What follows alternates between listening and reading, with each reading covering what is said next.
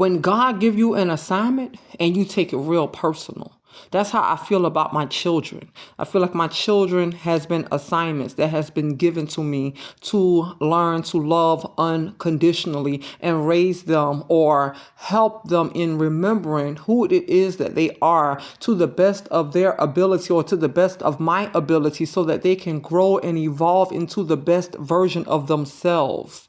So when God gave me the assignment, I took it real personal, So today, this is what I'm going to talk about: children. I'm led to speak about our children that we are bringing forth and how we like to say, all children come from God. And I like to say, if it's that simple, my next question would be, why are our children suffering with depression?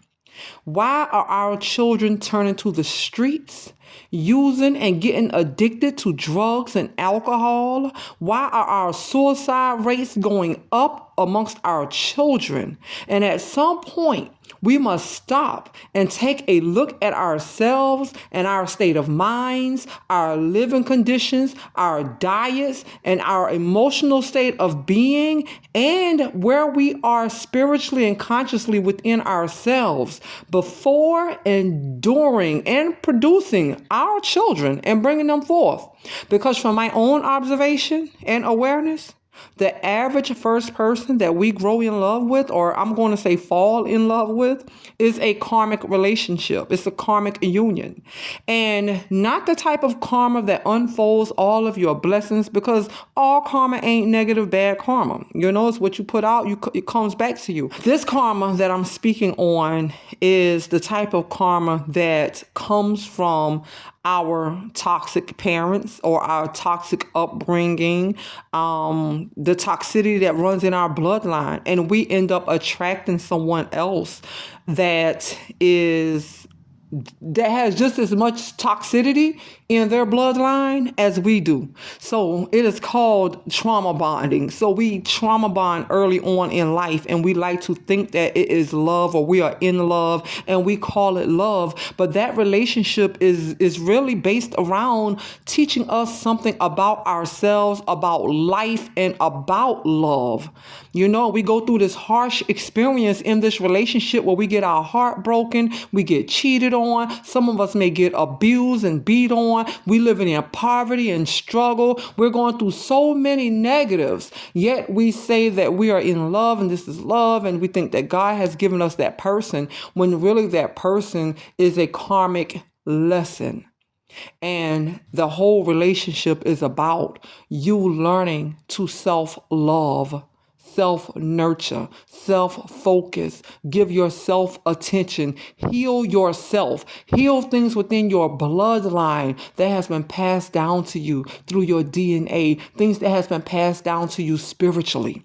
And we're so unaware of that. So we get tied up in these relationships. And when we get tied up in these relationships, we start producing children and creating children. And these are often things that we are so unaware of. We are living blindly. You know what I'm saying? They say love is blind, but we are actually living blindly because we have not yet seen ourselves. We are so unaware of who it is that we are spiritually. We don't know ourselves on a spiritual level. We only know the physical aspects of a relationship or love at the early stages of life. So, truthfully, we are taking on each other's traumas. And if we have not yet done the healing work for ourselves, learning unconditional self-love and how to have a divine spiritual union with the Most High, we are only bonding together our traumas. And some of us are being called to heal those traumas, but we become distracted by the other party because we are so focused on trying to love the other person. We're trying to love the other person perfect so that we can have this perfect relationship, so that we can stay in love forever, so that we can die together. And we're missing the whole point.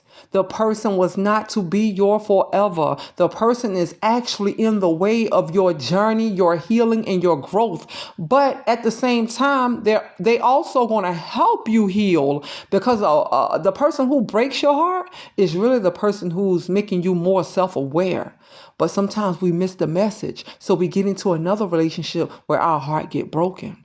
We go into another relationship where our heart get broken. We keep opening ourselves up to broken people who are continuously breaking our hearts because we're not choosing us. We're choosing everybody else over us. And we're looking for love outside of ourselves. And we have not yet learned to unconditionally love ourselves.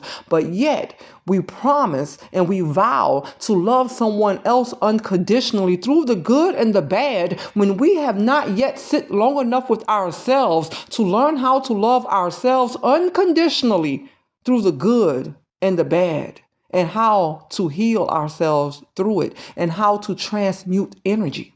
So because we have not done the healing work, we bring our children forth, and our children are brought forth from trauma bonds. And these trauma bonds are the ingredients that we are procreating our children from. It's just like making a cake and you're going to use your egg and your milk and your this and your that. So if we came up in a family that has all of these trauma bonds, or our mother experienced all of these heartbreaks and been cheated on and went through so many things, or our father have alcohol issues or drug issues or sexual abuse issues or whatever the case may be, and we never sat with ourselves and healed those things within us, guess what we're doing? We are creating our children from these ingredients. So we are now bringing children forth from the spirit of fear. And God is not a God of fear, So we are bringing children forth from the spirit of poverty, the spirit of lack, all of these mindsets and things and spirits that has been passed down to us energetically through our parents. The spirit of lust, a lack of self-discipline, a lack of self-awareness, sickness and disease, addictions, a weak mindset, and a weak vessel, insecurities, poor living habits, and so on. These are the ingredients that we are creating and producing children from, because we're not taking the time with ourselves to actually do the self-work and the self-healing, but we want babies. And we're bringing babies from like a lower dimension of living, a lower consciousness of living, a lower frequency of living. And in religion, this would be called the devil. This would be called devil, demonic energy. Because a spirit of poverty is not of God. A spirit of lack is not of God. A spirit of lust is not of God. A spirit of self-hatred is not of God. A weak, confused mind is not of God. These things are not things that is of God. So when we say all children come from God, look at yourself and ask yourself, at what mindset and spirit was I in when I created my children and gave birth to my children? So there's honestly no reason for us to question why my child this, or why my child that, why my child going through this, or why my child going through that, why my child got this health issue or got that health issue, when truly we can look back at ourselves and we can look back at the history of our family. So when we look back, we can now see forward. And when we see forward, we can see what it is that we produce based off of what it is we took from what was behind us. Because we are only creations of the past, So whatever it is our mothers and fathers were going through, this is what we were created from. So they never heal, they dump it off on us. So we never heal, we dump it off onto our children. And if our children never heal because nobody's not teaching them, then what are we doing? They're going to pass it on to their children. So while everyone is so focused on creating financial abundance and a legacy for their children financially, the true thing would be is to look at yourself spiritually. Look at yourself mentally. Look at your mindset. Look at yourself physically. What is the condition of you, the vessel, the consciousness that is going to be bringing a child forth into this world? Are you giving yourself the best ingredients to produce a child from quality? Not just producing a quantity of children and 7 and 10 kids, and I want, men, I want to have this big family and da da da da da. No. What is the quality of your sperm? What is the quality of your mindset? What is the quality of your vessel? The quality. What type of child am I going to bring forth based off of my quality? So when we see our children may be dealing with things spiritually, and they may be suffering from depression, they may be suffering from a lack of self-love, or whatever they may be going through, we have to look at ourselves as well. We cannot put all blame on children. We cannot put all blame on games and tablets and things of this nature, because at some point we have to ask ourselves, where was I when I produced this child? And as this child was growing, did I give this child the time, the attention, the love, the financial security, and the stability that this child needed? Did I upbring this child in a state of self-awareness to make this child conscious of their diet and how they treat their vessel? And how they feed their vessel, and what it is they feed in their vessel? They're feeding their mind. And what you're feeding your mind is what you're putting out into the world. And what you're putting out into the world is what you're going to manifest. Really, we have to take a look at ourselves as parents. And we have to take accountability and not point the finger at the children, because it's not all about the children. At some point, they do grow and they do have the responsibility of making their own decisions and have their own free will. But up until that point, what is it that we poured into them? What is it that we left them with? What is it that we passed on to them? What is it that we gave them? Really and truly, what ingredients did you give your child? What ingredients did you give your child? And what it is that we try to hold within ourselves and we try to hide from the world, or we may try to hide from our partner, and we don't show people those deep parts of ourselves, or we don't show people our darkness and the things that we're battling and fighting with and going through. Those things that we don't show, guess what? They reveal themselves through our children. Because your children is a manifestation from those things that is brewing within you. The things that is brewing within the father of the child. The things that may have been brewing in the grandparents of the child. The child is only a manifestation of what it is that you are. So they become our karma. Because they come out and they show up and they showing us who it is that we are from within. What it is that we were going through when we created this child and brought this child forth.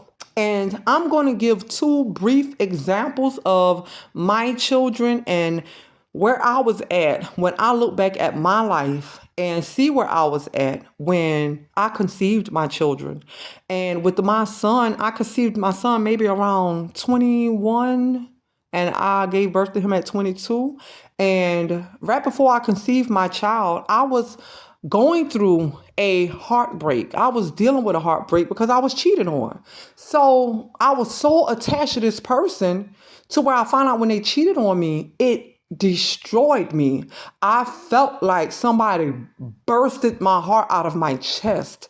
I was in so much pain. I was so hurt. I was so destroyed. I went through, that was like one of the worst moments of my life. My heart hurt so bad. So after that, my son come along, not even a full year or so later, right? So when my son was born, he was born with a heart murmur. So I now can see why my son was born with a heart murmur, because of what I was experiencing within myself. So if I look back at my life, and I know that from then on, I was dealing with a lack of trust it was like I had this love-hate relationship with his father. Like I thought I loved him. I didn't want to let him go. But was that really my ego that was holding on to him? Was that really my insecurities that was holding on to him? Was that really the spirit of jealousy that wanted to hold on to him? And I was dealing with this heartbreak, and then I had this hate and anger built up inside of me. So when I see that my son is easily angered at times or irritated or get frustrated, I can see the energy that I carried while I was carrying him. Though pregnancy is a beautiful thing and it should be a beautiful experience, but we have to look at where we are within ourselves when we are creating these children. And for my daughter, when I got pregnant with my daughter, I did not have the support that I needed as a mother. I felt alone, and I felt like I went through that on my own. I had no one to turn to. My life was changing. I had then changed my mindset, my spirituality. Like spiritually, I was conscious of things. So I was changing, and I had no one around me to talk to. I had no one around me to cry to. I had no financial support, and I was married at the time. But I felt alone, and I went through my pregnancy alone. So about up until like 2 years or so of my daughter's life, her bones in her legs were very soft to where her legs was really, really curved, and she walked with a wobble. And when I took her to the doctor, I was told that she had Reckitt. I think it's called Reckitt. I think it's called Rec or something like that. But and it's basically she have soft bones and weak bones. So then I'm looking at myself and I'm like, I was going through a period where I did not feel supported while I carried my daughter. And I worked really, really hard because I wanted to take time off to breastfeed her. So I worked really, really hard so I could save money to breastfeed her. I just didn't have the support that I needed. So I could see why my daughter went through that with her legs. Thank you to the Most High that she has healed and her legs has corrected itself, and I learned some things, and and she now walks straight up and tall, and her body is growing just fine, and I pour into her and I pour into her and I pour into her. But I wanted to share those stories just to kind of give you a vision of what it is that we may be going through, and our children will come out with these things on them, whether it be spiritually, mentally, or physically. And it's from what it is that the ingredients that we carried and that we use to create them from. And I also want to say, because a mother is carrying the child for most of that child's early life, for the first 9-10 months, that child is incubating within inside the mother. So it is very important that the mother is in a great state of health, mentally, spiritually, and physically. It is important that that mother feels supported. It is important that that mother have the needs that she need, because she has been gifted by the Most High to be able to bring this soul into the world. So a man should honor that and be there to support her and to uplift her and to help nurture her and love on her. It's like a role reversal. He becomes the support that she needs spiritually, mentally, physically. He becomes the nurturing hands for her. He knows how to talk to her, be patient with her, speak to her in a way. Make her feel like she need for nothing, so that his seed can grow properly, so that his seed can live and grow into being the best version of itself. So if you made it this far through this message, I just want to say thank you for listening. And I'm going to close this message out.